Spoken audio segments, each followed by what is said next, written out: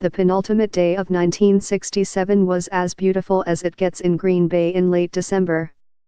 Chilly, yes, but the Dallas Cowboys enjoyed the sunshine as they practiced at Lambeau Field for their New Year's Eve game against the Green Bay Packers. "You could work up a sweat," said Dan Reeves, then a running back for Dallas. "You just knew the next day was going to be a great day for football." It was sure looking that way for everyone who loved the NFL.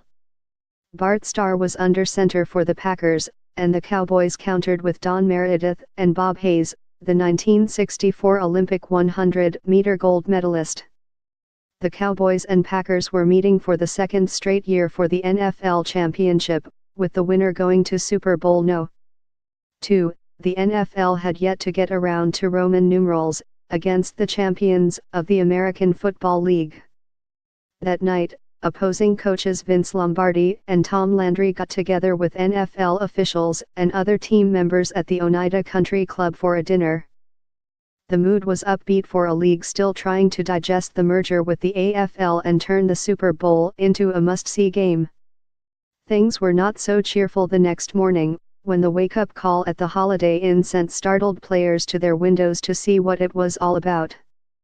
"Good morning," the operator said. "It's 7:30 a.m. and 17 below zero. It's one of the defining games of the NFL, a contest played on tundra that truly was frozen by men who really weren't prepared for the conditions."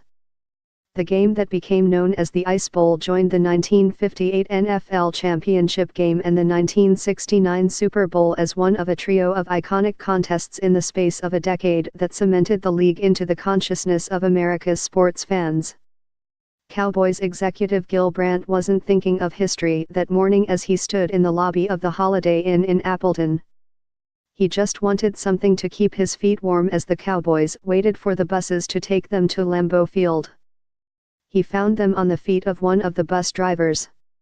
"I asked if somebody would rent me their boots for $20, Brandt said.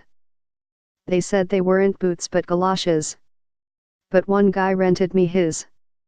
Players were just as ill-prepared. They had long underwear and heaters on the sidelines, but little else.